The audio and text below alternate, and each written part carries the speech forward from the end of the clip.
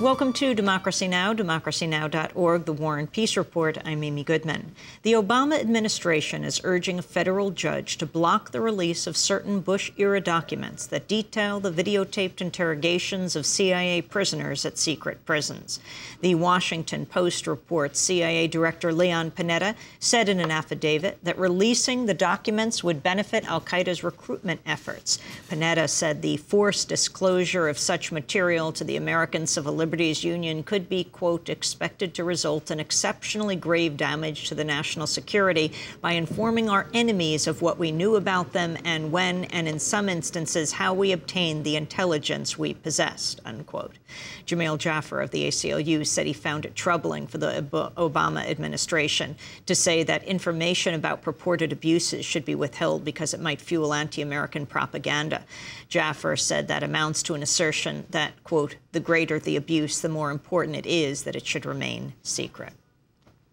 The oil giant Royal Dutch Shell has agreed to pay a $15.5 million settlement to avoid a trial over its alleged involvement in human rights violations in the Niger Delta. The case was brought on behalf of 10 plaintiffs who accused Shell of complicity in the 1995 executions of Nigerian writer and environmentalist Ken Saro-Wiwa and 8 others. We'll have more on this story after headlines.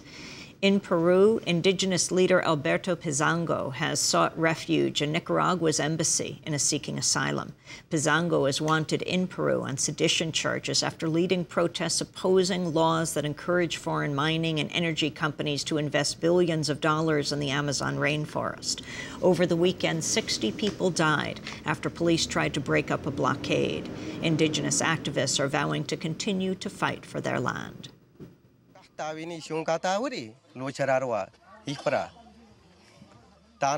We have carried on this fight for more than 57 days. The government has killed our indigenous brothers in Bagua. If the government repeals this law, we will lift the strike. Our leader, Alberto Pizango, did not send armed men. It was the army.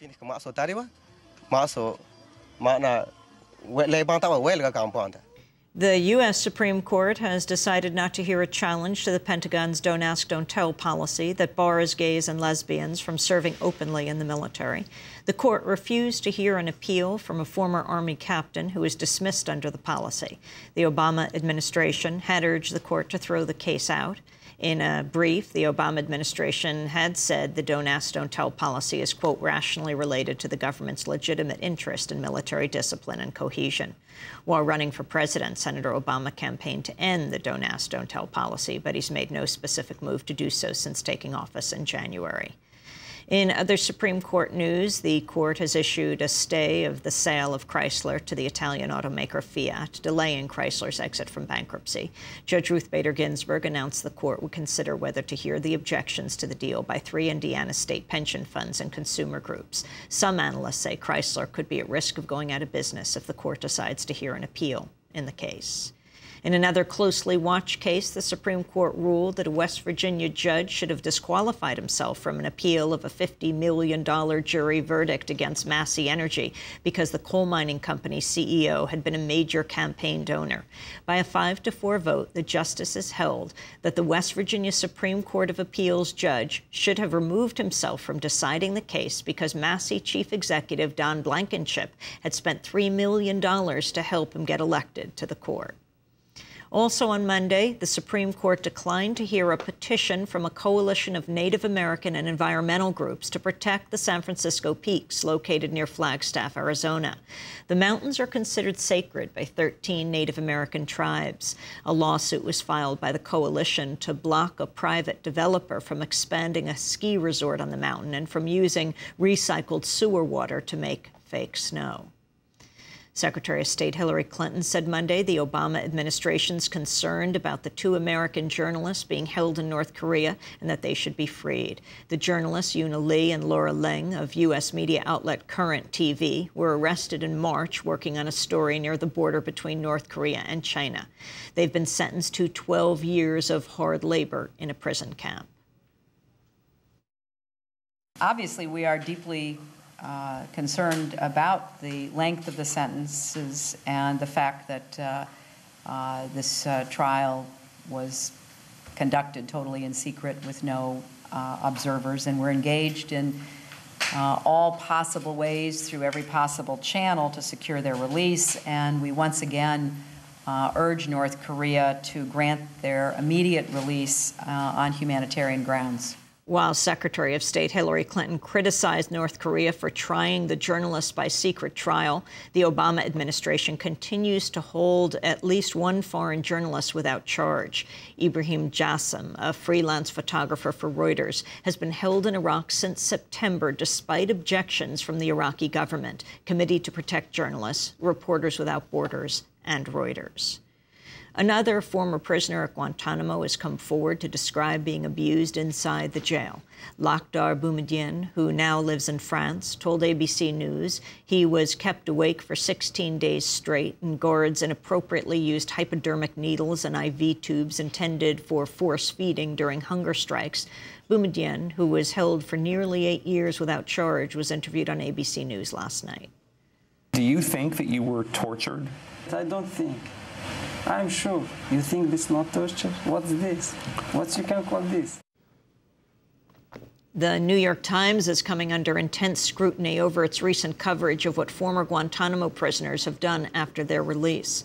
On May 21st, the New York Times ran a front-page story titled, "1 in 7 detainees rejoin jihad, Pentagon finds." Since publication, the New York Times has had to backtrack from the article's most serious claims. On Sunday, the paper's public editor wrote that the article was, quote, seriously flawed and greatly overplayed. The public editor said the article failed to distinguish between former prisoners suspected of new acts of terrorism, more than half the cases, and those supposedly confirmed to have rejoined jihad against the West. Had only confirmed cases been considered, 1 in 7 would have changed to 1 in 20.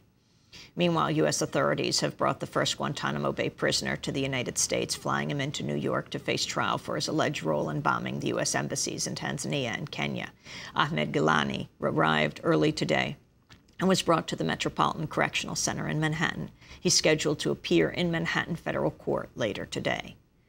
FBI Director Robert Mueller has defended the agency's use of informants inside mosques, despite complaints from Muslim organizations that worshipers and clerics are being targeted instead of possible terrorists. Mueller said, quote, "We don't investigate places, we investigate individuals." Several Muslim groups have publicly complained that the FBI has planted spies in their mosques. Shakil Sayed of the Islamic Shura Council of Southern California accused the FBI of trying to incite and entrap law-abiding people. Cuba's formally rejected an offer to return to the Organization of American States after members of the group agreed to lift the Cold War-era ban on its membership 6 days ago. Former Cuban leader Fidel Castro has said repeatedly Cuba has no desire to rejoin the OAS, which he's described as an instrument of neoliberal economic policies and U.S. intervention in Latin America. The official announcement was made on Cuban television. Cuba has values at odds with the neoliberal capitalism and egoism promoted by the OAS and feels that it has the right and the authority to say no to the idea of incorporating itself in an organization over which the United States still holds an oppressive control. In environmental news, a top UN official is urging a global ban on plastic bags, in part because plastic is the most pervasive form of ocean litter. Achim Steiner, executive director of the UN Environment Program, said, quote, "Single-use plastic bags which choke marine life should be banned or phased out rapidly everywhere. There's simply zero justification for manufacturing them anymore, anywhere," he said. The campaign to ban plastic bags is gaining steam internationally. China banned plastic bags last year, saving the country an estimated 40 billion plastic bags. Here in this country, San Francisco is the only large city to have banned plastic bags. In the Texas town of Paris, protesters gathered outside the local courthouse Monday, condemning the recent dismissal of murder charges against 2 white men in the dragging death of a black man. 24-year-old Brendan McClellan died last year after he was dragged from beneath a truck until his body was nearly dismembered. The two men originally charged in the crime were both friends of McClellan. They were released last week after being held for 8 months in jail, awaiting trial. Officials said the case had been unraveling in recent months because of a lack of eyewitnesses and physical evidence. Last month, a gravel truck driver gave a sworn statement acknowledging he might have accidentally run over McClellan.